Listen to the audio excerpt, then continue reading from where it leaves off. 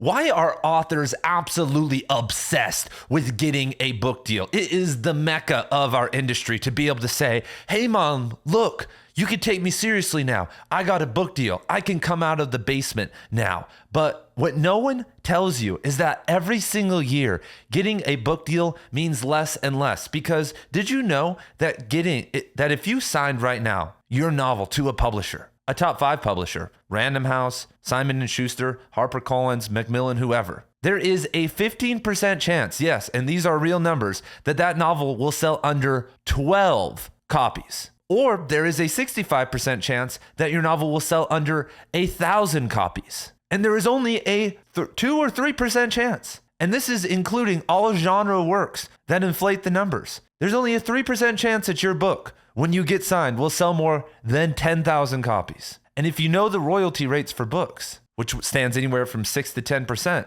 that means that you are not making very much money from that deal. And so, yes, there are genre authors and the occasional literary fiction author that breaks through and makes a ton of money. But as we are sitting and obsessing over these deals with publishers that don't know how to sell our work, don't know how to get readers to care, there are tens of millions of readers who are waiting for someone to make them care. And my name is Ian, and I am here to help kick off a literary renaissance and help you learn how to make people care about your writing.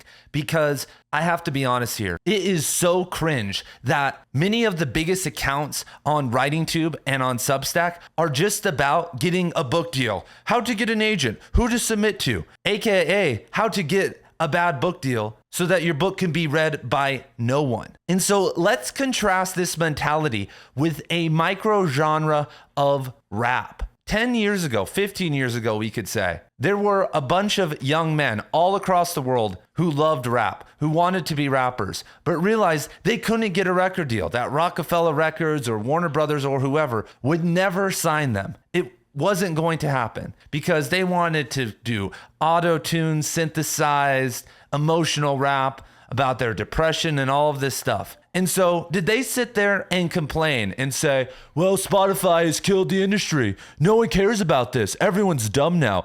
Attention spans have lessened. How am I going to do this? I'm just an introvert. I'm an artist. I'm sure a lot of them said that. But another group said, we don't care. We are going to make this happen and take action to make this happen. Because right now, as it stands, over the past 15 years, since the internet has really blown up and ebooks and Kindle and all this stuff has given us so many opportunities, we have created almost no literary celebrities from scratch that are totally independent. There have been many that have been industry plants or built up by the publishing industries or by the universities or by whatever. But authors who write literary fiction and aren't doing romance or romantasy or other genre works, taking their work and making it popular, it's not happened before. Even though at least 1 billion people who speak English also know how to read. So I have created a free 3-hour course on how to build your reading audience, no matter what you are writing independently. And this course has helped dozens of writers get hundreds of readers and helped hundreds of authors get their first dozen readers. And so it's free down below. Check out the link. Also, you can go check out my Substack and see what I've done to get 7,000 readers in 1 year and how I am formatting things related to my writing and promotion. And so let's hop back to the video. And so these depressed introverts, these rappers, Bones, Young Lean, the Suicide Boys, Xavier Wolf, I could name people forever. They said, you know what? I'm going to make this happen by myself. Who cares about the quality? I'm going to do it myself. I'm going to film videos of myself. I'm going to promote my work. I'm going to go and plan in-person concerts that may have 0 people show up. And I may do that for years and lose money and sleep on couches and sacrifice everything to get my art out to the world. And the dudes that did that have not only become full-time artists, and there are hundreds of just cloud rappers in the micro genre of rap who are now full-time. They have helped their producers, their tour managers, the people that run their merch, the people that mix and master their stuff have full-time jobs also. How many people have been uplifted by this small group of dudes. The amount of cloud rappers versus writers is such a crazy number. But I almost see no one hustling and promoting their work how they were promoting their work, branding it, making it cool, doing whatever it took to make people want to listen to it, make word of mouth, spread it around. And I understand that music is easier to spread than literature, but all the same tactics of promotion and getting it out there do apply to literature. But writers are not willing to do it because they think that's the job of some random intern at Penguin Random House to do for them. Like I said, where would we be in the music industry if people kept that mentality and kept getting pimped out by the publishing industry?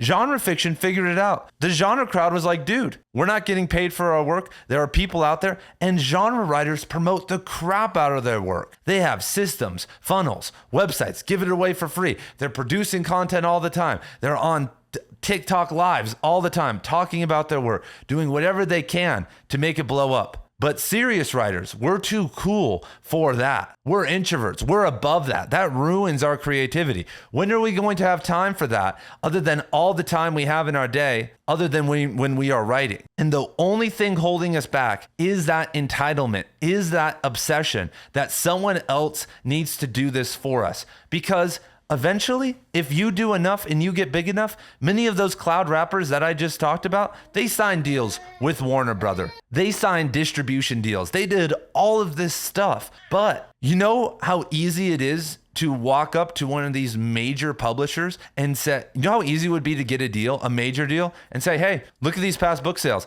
I have 10,000 loyal fans that have independently bought my book and they love my stuff. And when we publish, they're going to buy it, plus everyone else that you can convince. And I have the branding already figured out. I have everything figured out. I just need some amplification. Do you think they're going to say no?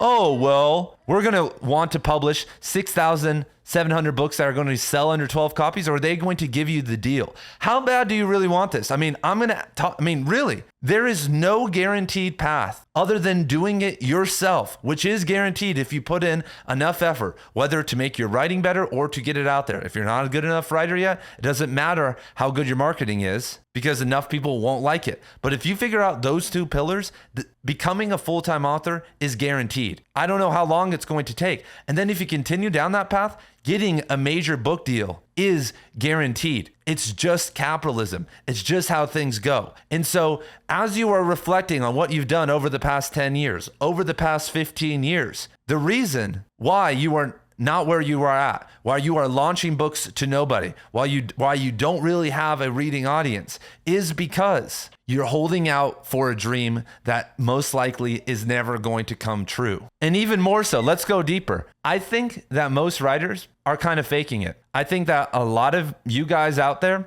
became a writer because we all had to go to English class in high school and it was fun and you were good at it and it feels cool and you've put a time into this. But at the end of the day, if you really wanted people to read your stuff, you would go out and do it. I've told stories before about how, speaking of hip hop, there are still people today, and there are people in almost every downtown city in the United States and probably around the world right now, handing out mixtapes right now, trying to get whatever they are working on going. They're spending a lot of their day promoting it. When I see someone doing that, I'm like, wow, you really want people to read your stuff. If I go to your social media page right now, your Substack, wherever, if you even are on there, and I look at what you are doing, it doesn't really, most people, 99% of profiles don't scream to me, I have something important to say, because this is a pro tip. I'm gonna make a whole video on this. The best way to make people care about your stuff is to make it a big deal and care about it yourself and tell people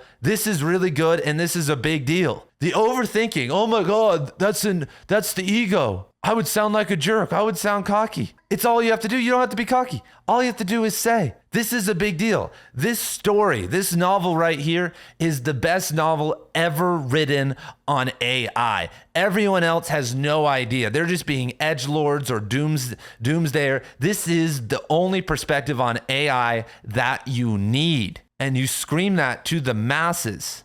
And I get it. It probably will feel inauthentic. Ernest Hemingway didn't have to do that, but the internet did not exist yet. There was a monopoly on the publishing industry. If they wanted to push someone and make them a superstar, they could push those books. They could get it out there. And so I'm sorry, like honestly, from the bottom of my heart, I wish we could all get deals and this whole system worked without us having to grind and do this independently. I would love that. Damn, I fantasize that just as much as you do, just being a full-time writer who does this. But I realized at some point, if I wanted to be a full-time writer in my lifetime, that I would have to get over that resentment, have to get over that old world, because it's still somewhat present. Yes, maybe if you go get a degree in the MFA and the PhD, and then publish your short stories, then get an agent, then do this. Pipe dreams, everybody. Unless you are already in it, unless you are in it right now, and you are in that funnel, which only selects a few people out of the crowd, then there is only one way. And like I said, all the work that you put in of building an audience will later on, even if you write the greatest thing of all time, be useful to your publisher and give you a higher chance of getting a publishing deal. There is another illusion, I'll make a video on this, that publishing companies only want debut authors and that they don't want anything online. They don't want anything on Substack or anything. They want you to come out and just be out of the woodworks. And this is an old world mentality. And yes, that's occasionally the case, but that's mostly the case for things like The Three Body Problem or like these big ticket sci-fi, fantasy, or genre works that they know are just going to be consumed by everyone. But if you are writing real literature that is complex and sometimes and not necessarily for everyone, they do not care. They are already taking a risk on your work and on publishing you. And we've moved past the point of publishers just publishing people to help them out anymore for the sake of literature. And so what path are you going to go on? Are you going to continue to obsess over the deal and status and reputation? Or are you going to become an author whose work is read and transforms others? And like I said, when you rip away the persona of the writer of the deal, a lot of people have nothing. A lot of people don't really want to do this anymore. And in my opinion, that just means you are a journaler. That just means you're a hobbyist writer, which is fine. You're doing this for fun, just how some people like to go play pickleball. But for all the serious writers, this is the home of the literary renaissance. Substack is where we post our work. If you guys want to check out what I am doing on Substack, go look at the link down below. Thank you guys for listening, and I'll see you guys very soon in the next video.